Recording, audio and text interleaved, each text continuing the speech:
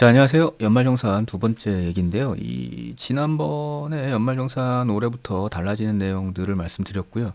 요번에는 이제 실제로 모의 계산을 해보는 그 홈택스의 연말정산 미리 보기 서비스가 있어요. 그래서 매년 요맘때쯤 제가 요거 사용 설명을 좀 말씀드리는데 올해는 요거가 조금 늦어졌네요. 여하튼 이 미리 보기 서비스를 한 번씩은 이제 해보셔야 되는 경우들이 있어요. 제가 연말정산에 대해서 말씀을 드리다 보면 그러니까 이런 질문들 많이 받거든요. 그러니까 뭐 맞벌이 부부인데 뭐 남편은 연봉이 얼마고 그리고 뭐 배우자는 연봉이 얼마인데 뭐 신용카드 사용을 누가 어느 쪽으로 몰아야 할까요?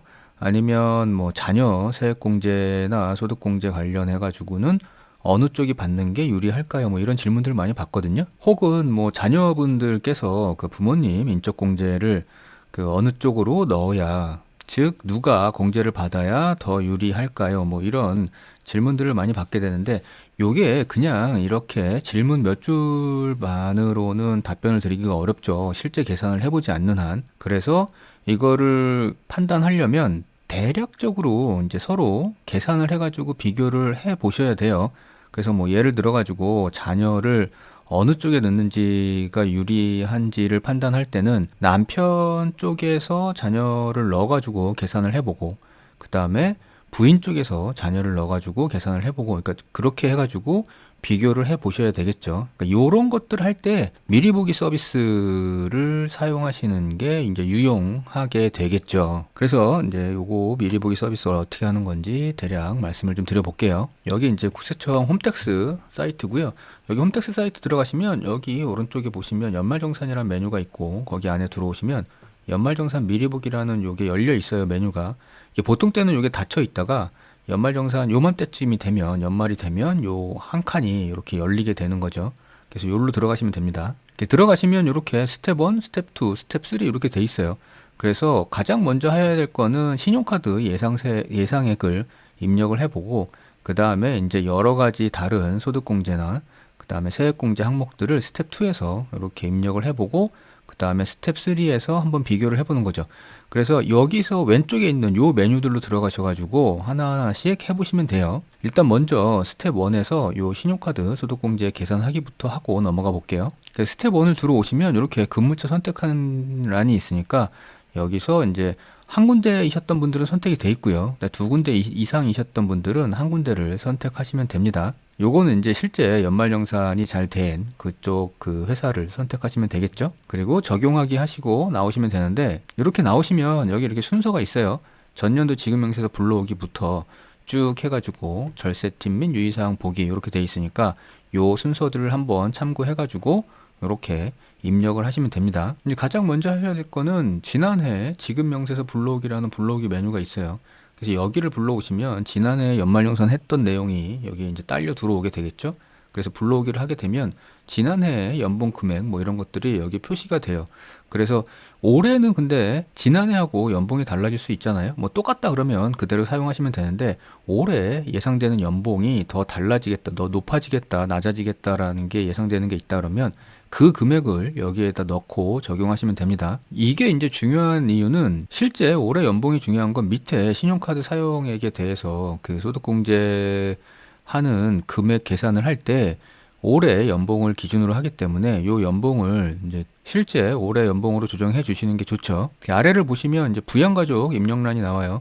요거는 이제 본인의 신용카드 사용액도 그렇지만 부양가족의 신용카드 사용액도 여기에서 입력을 하기 때문에 일단 여기에 부양가족이 기본적으로는 지난해 연말정산 기준으로 떠 있을 텐데, 혹시라도 부양가족이 달라져 가지고 추가하거나 아니면 삭제해야 된다 그러면 여기서 조정을 하시면 되고요.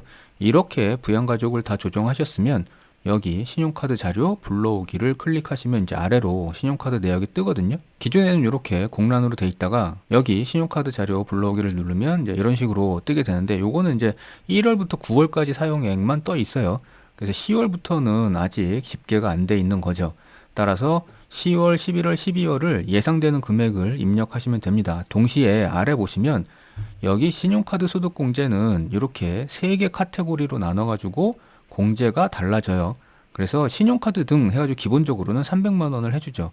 근데 이제 추가로 전통시장에서 사용했거나 대중교통에서 사용했거나 혹은 도서 공연 등 뭐 이렇게 해가지고 추가 공제가 300만 원이 더 있고요. 그리고 요 전년도 대비 소비 증가분에 대해서 이렇게 해주게 돼 있죠. 추가로. 근데 지금 여기서 보시면 기본적인 신용카드 등 공제는 다 받았어요. 지금 한도 미달액이 0이니까. 근데 추가 공제 항목에서는 아직도 290만 원 공제 받을 수 있는 게 남아 있고요. 전년도 대비 소비 증가분은 지금 없으니까 100만 원은 그냥 그대로 남아 있는 거죠. 그래서 이제 이렇게 되면 10월에서 12월에 사용하시는 분은 이쪽 전통시장, 대중교통, 도서 공연 등 요거를 조금 신경 써서 받으시면 좋겠죠. 그래서 대략 사용될 금액을 입력을 이렇게 해 보는 겁니다. 그래서 이제 전통시장이나 대중교통 이용액을 조금 노력을 했더니 지금 한도가 290만 원 남아 있던 게 220만 원으로 줄어들죠. 그만큼 한 70만 원 정도를 더 공제를 받았다는 얘기고요. 이렇게 신용카드 관련해가지고 정리를 다 하시면 저장을 누르셔가지고 일단 저장을 해놓고 뭐 참고적으로 위에 보시면 절세 팁 및 유의사항 이런 거 있으니까 한번 읽어보시면 도움이 될 것 같고요. 이렇게 되면 이제 스텝 2로 넘어가 볼게요. 두 번째 단계에서는 일단 총급여하고 기납부세액을 수정을 해주고요. 그 다음에 각종 소득공제, 세액공제 항목을 수정을 해가지고 어떻게 계산되는지를 비교를 실제 해보는 거예요.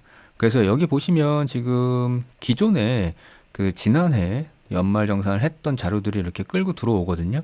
근데 이게 올해랑 달라진다 그러면 총급여 기납부세액 수정 여기 있어요. 요거를 누르고 팝업 창에서 수정을 해주셔야 됩니다. 임의적으로 한번 수정을 해볼게요. 올해는 지금 지난해 6,200에서 올해는 7천만 원으로 연봉이 올랐다고 가정을 하고요.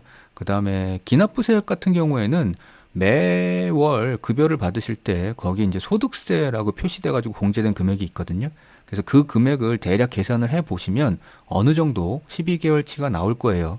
그래서 그것도 역시 수정을 해주고 그리고 적용하기로 넘어가면 이제 대략적으로 올해 예상되는 뭐 이런 총급여 그 다음에 산출세액, 기납부세액 등이 나오게 되죠.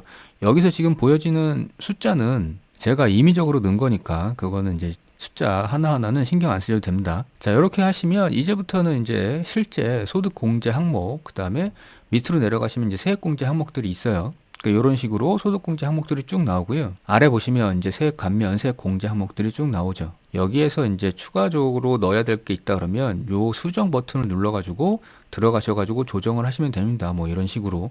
그래서 이렇게 해가지고 적용하기 해가지고 각각 이렇게 수정을 하시면 됩니다. 아래 세액공제 쪽도 마찬가지고요. 그래서 뭐 퇴직연금이나 연금저축 이런 것들이 더 증가가 됐다 그러면 여기서 수정을 해 주셔가지고 입력을 하시면 되는데 이런 식으로 입력을 하고 나면 자동으로 계산이 되긴 하는데 혹시 여기 계산하기나 아니면 제일 아래 여기 밑에 계산하기 이렇게 눌러가지고 비교를 해 보셔야 돼요. 뭘 비교를 해 보시냐 하면요. 이거 제일 위에 항목인데 이렇게 올해 연봉을 입력했고 그 다음에 기납부세액이나 이런 것들을 대략적으로 예상되는 거를 입력을 했더니 환급세액이 지금 마이너스니까 환급이죠. 환급세액이 지금 1150만 원 정도가 나와요. 그리고 나서 이제 아래 아까처럼 수정을 해가지고 쭉 입력을 하고 나서 계산을 해봤더니 지금 이렇게 마이너스 1520만 원으로 환급세액이 늘죠.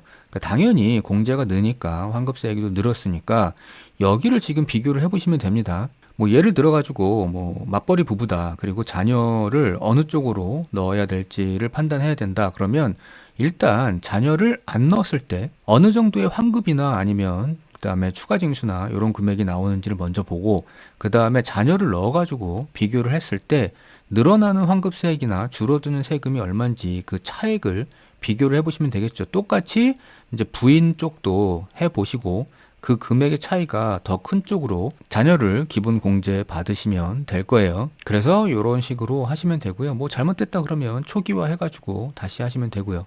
그리고 저장하고 스텝 3로 넘어가게 되면 이런 화면에서 이제 결과치를 보여주게 되죠. 위에 보시면 이렇게 연말정산 요약, 그 다음에 인적공제, 신용카드 등부터 해가지고 여러 가지 항목별로 이렇게 결과를 나눠져 있어요.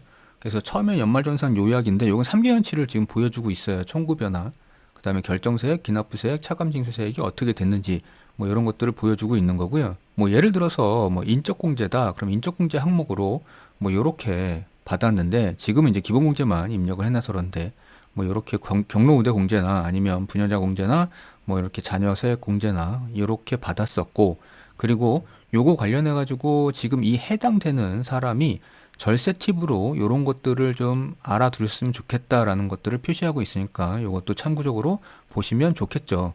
그 다음에 뭐 의료비다 그러면 의료비를 요렇게 지금 공제를 받고 있는데 절세 팁에서 그러니까 요런 식으로 했으면 좋겠다라는 것도 알려주고 있으니까 요런 것들을 참고해 가지고 연말정산을 준비를 하시면 될 것 같아요. 자, 지난 시간에 그래서 연말정산에 대해서 달라진 계정 내용을 좀 봤고요. 그리고 이번 시간에 이제 미리 보기 서비스로 모의 계산을 해보는 걸 해봤거든요.